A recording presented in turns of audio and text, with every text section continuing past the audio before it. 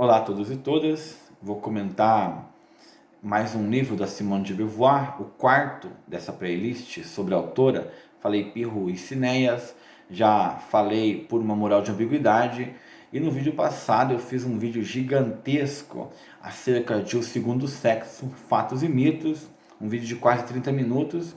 Agora falarei o volume 2 de O Segundo Sexo, A Experiência Vivida.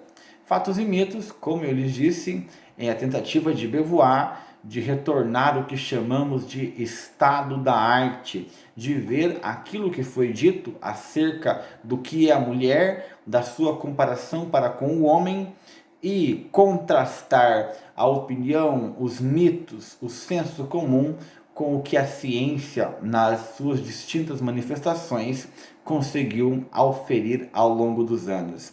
Em A Experiência Vivida, a rigor, o texto é influenciado de sobremaneira pelo pensamento existencialista e pela vida de Simone, antecipando aqui a biografia que eu falarei de modo mais extenso em suas autobiografias publicadas, 4 grandes volumes pelo menos. O que a Simone viu, o que ela passou. Ela vai narrar um pouco acerca desse processo. A Simone, como eu introduzi no primeiro vídeo, Pirro e Cinéias, ela foi incentivada a estudar, mas o pai não queria que ela estudava muito, então ela foi além, superou, foi para Paris, foi morar numa casa alugada, que era alugada da avó, saía para os bares, se envolvia na vida noturna, era uma típica boêmia, e nesse processo de boemia, de viver, de existir, de se entregar àquilo que o mundo tem a oferecer, por vezes fora mal interpretada, daí o impulso para escrever essa relação homem-mulher, para escrever, problematizar e deixar uma contribuição que superou as expectativas da própria autora, conforme ela revela em suas confissões e cartas. Na introdução já tem uma frase que dá pau. Quando emprego a palavra mulher ou feminino, não me refiro evidentemente a nenhum arquétipo, a nenhuma existência imutável. Ou seja, ela fala a mulher, mas não existe a mulher. O que existe? Existe um ser real que, pegando já o capítulo 1 da infância, da primeira citação que ela faz, ninguém nasce mulher, torna-se mulher. Essa citação está lá no livro Segundo Sexo, Experiência Vivida, Fatos e Mitos, primeira parte, capítulo 1, a infância.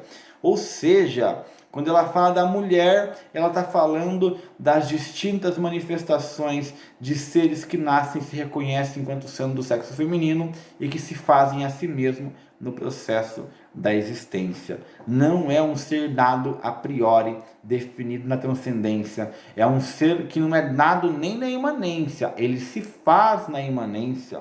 Simone, gente, repetindo aqui o vídeo passado, ela não passa uma cartilha. A Simone, ela não tem uma definição fixa do que ela acha que é a própria mulher. Se o homem toma o lugar de fala como quando define a mulher, a outra mulher também às vezes toma. Às vezes a mãe toma o lugar de fala, de vida da filha. Cada um, cada uma é livre para ser dentro de suas perspectivas, para se fazer a si mesmo, quando essa pessoa está capacitada para assim se fazer, né? Quando já se emancipou dessa formação humana inicial, a que nós somos geridos, a que todo mundo é gerido, né? Quando nascemos, nós estamos sobre a égide do cuidado dos pais. Assim que superamos esse processo, aí nós nos tornamos, nos fazemos de fato. A menina sente que o corpo lhe escapa. Capítulo 1, a infância. Não é mais a expressão clara de sua individualidade. Torna-se estranho e, no mesmo momento, ela é encarada por outrem como uma coisa. Na rua, acompanham-lhe com um olhar, comentam-lhe a anatomia. Ela gostaria de ficar invisível, tem medo de tornar-se carne, medo de mostrar essa carne. Então, o que ela está dizendo? Esses olhares nas ruas, né, que as mulheres sofrem. Gente, aqui eu vou comentar a citação. Mulheres, vocês estão entendendo o que eu quero dizer? Homens, vou tentar transmitir alguma coisa, tentar refletir junto com vocês acerca do que eu estou falando agora, sem pretensão de conhecer com tanta propriedade. O que a Simone está colocando nas suas experiências e ao longo do que ela passou por esse livro? Que os olhares, a forma como é vista, como se fosse uma carne, algo para ser consumido. Então tudo isso, de certa maneira, intimida uma moça em formação. Nós não passamos por isso, né? Se você me perguntar como que foi o teu processo de mudança corporal, não teve nada de estranho. Eu não sofri nenhum tipo de invasão, né? Agora vá perguntar para qualquer pessoa, qualquer do sexo feminino, sobre como que foi essa transição, adolescência, idade adulta. Em algum momento ela vai narrar, em vários momentos, ela vai narrar situações desconfortáveis, provenientes de uma piadinha, de um olhar. A pessoa não entende que a ação dela acaba intimidando o outro. Então é preciso nós termos essa reflexão enquanto seres humanos e pensar naquilo que nós estamos fazendo. Ah, mas é inevitável. Ah, apareceu assim, não controla os instintos.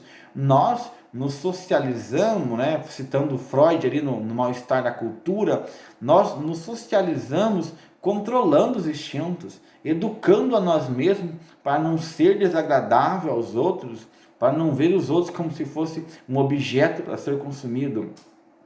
No capítulo 2, a moça, com 16 anos, uma mulher já passou por penosas provações, puberdade, regras, despertar da sexualidade, primeiras inquietações, primeiras febres, medos, nojos, experiências equívocas, encerrou todas essas coisas no coração.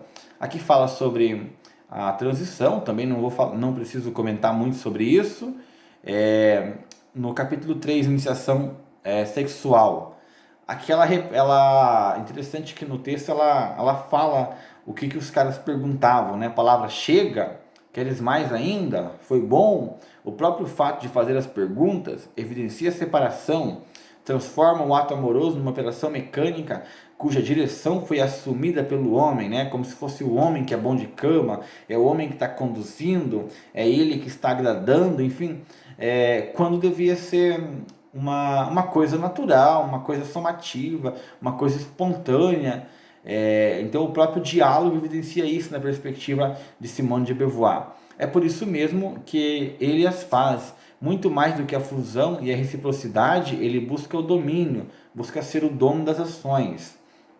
No capítulo 4, a lésbica considera normal o sistema que, entregando-a como presa a um homem, lhe restitui a soberania colocando em seus braços um filho. Mas esse naturalismo é comandado por interesse social mais ou menos compreendido. Aqui ela cita o caso da União Soviética, que começou até a ter ideia de emancipação feminina, mas que aos poucos, diante da necessidade de aumento populacional, aumento da produtividade, transforma a mulher num instrumento de procriação. Não é verdade que os homens respeitam as mulheres, eles se respeitam mutuamente através de suas mulheres, esposas, amantes. Quando a proteção masculina não se projeta mais sobre ela, a mulher fica desarmada em face de uma casta superior que se mostra agressiva, escarninha ou hostil. Deixa eu traduzir aqui para vocês o que ela quer dizer aqui nesse trecho. Ela diz muito o seguinte, porque ela coloca o capítulo a lésbica. Ela diz que nas relações lésbicas, que não há um homem, né, não tem homem em relação. Se você pergunta quem é o homem da relação, você é um idiota. Mas enfim, nessa questão, dificilmente os homens respeitam as mulheres. Ela fala assim, os homens só respeitam a mulher casada, não está respeitando a mulher em si, está respeitando o homem que é marido da mulher. Isso não devia ocorrer, deveria respeitar a mulher pela mulher. Ah, você é casada, você é isso, você é aquilo. O que importa se ela é casada ou não? Não deveria ser uma pergunta que você faz. Você deveria conversar com a pessoa e a partir dali você obter as informações. Você não precisa perguntar acerca se tem um macho ali, né, um ser que está comandando, que é dono, se você pode atacar porque aquela carne não tem dono. É isso que a Simone de Beauvoir está colocando. Segunda parte, situação. A mulher casada.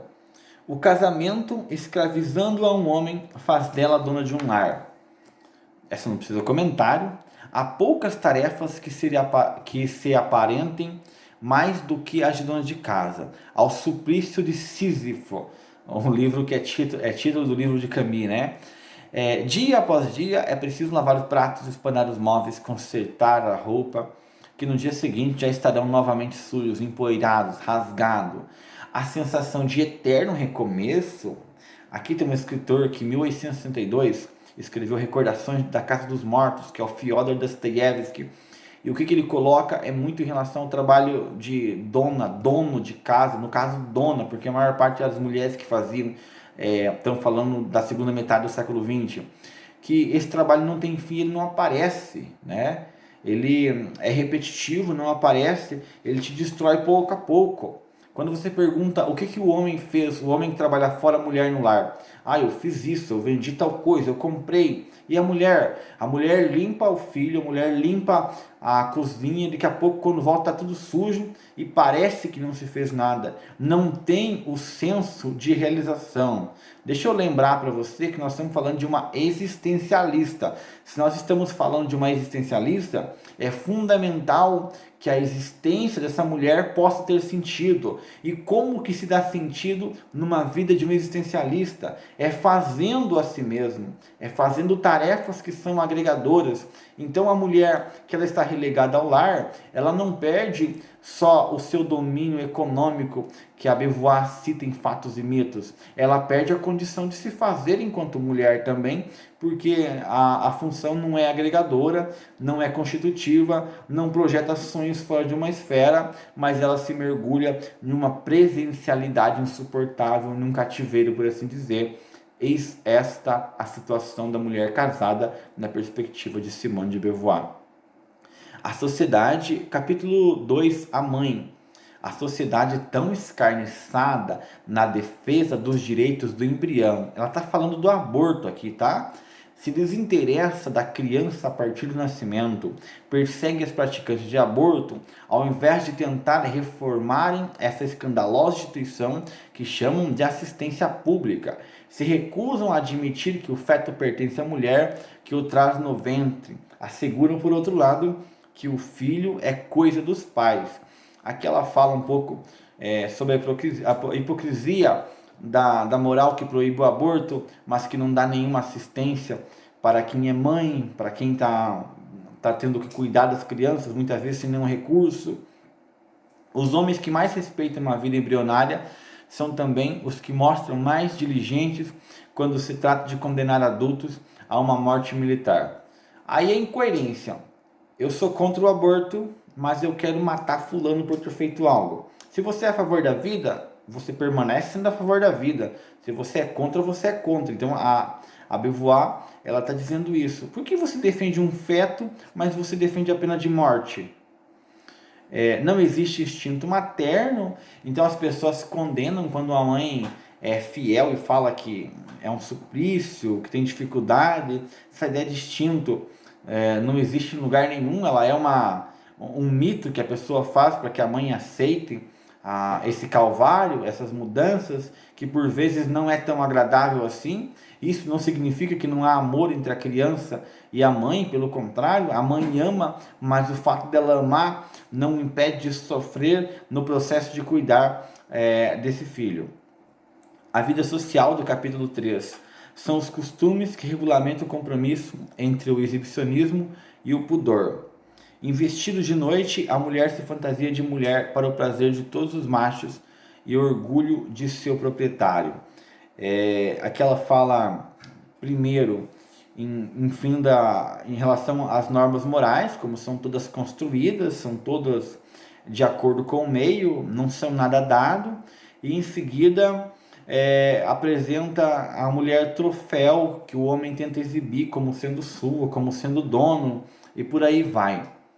Capítulo 4, prostitutas e hetairas. É preciso que haja esgoto para assegurar a salubridade dos palácios, diziam padres das igrejas. A questão da prostituta, uma instituição que era amplamente atacada na metade do século XX, quando a Beauvoir está escrevendo, mas que, por outro lado, se existe as casas de prostituição, é porque tem homens que frequentam. Então a Beauvoir faz essa pergunta incômoda. Tá, mas se vocês estão atacando a prostituição, como que a prostituição é um negócio tão lucrativo para os donos de cabarés? Porque tem homens que frequentam. Então por que que a mulher prostituta é a única atacada moralmente nesse processo? Eu vou fazer aqui a parte da parte 2, daí a terceira parte eu farei no outro vídeo. Capítulo 5 da parte 2, da maturidade à velhice. A mulher que envelhece sabe muito bem que se deixa de ser um objeto erótico. Não é somente porque sua carne não oferece mais ao homem riquezas frescas, é também porque seu passado, sua experiência faz dela, queira ou não, uma pessoa. A mulher só escapa da escravidão no momento em que perde toda a sua eficiência. A Beauvoir comenta aqui uma vez que ela foi para Moscou e ela cumprimentou, a primeira vez que ela estava lá no auge dos seus 50 anos, bem posteriormente ao texto aqui. Ela comenta que a primeira vez que ela sentiu o cumprimento de um jovem que tratou ela como uma senhora e de como foi terrível esse processo. Por quê? Porque uma parte da vida a pessoa é tratada como carne, como um alvo, como um objeto, e de uma hora para outra, quando envelhece, deixa de ter essa utilidade. Por que não tratar enquanto pessoa desde o primórdio? Por que deixar que os desejos e impulsos sejam a norma, a regra? Não é possível primeiro tratar como pessoa e os desejos, se forem atendidos apenas na medida das convenções? Por que tentar desejar e possuir antes de conhecer a pessoa, antes de saber o que ela é de fato? Eu não estou, nem eu nem a Beauvoir que estamos pregando uma certa obrigação nas relações. As pessoas se relacionam como bem entenderem. O que está dizendo o problema não é se vai acontecer tudo no primeiro encontro, no primeiro momento.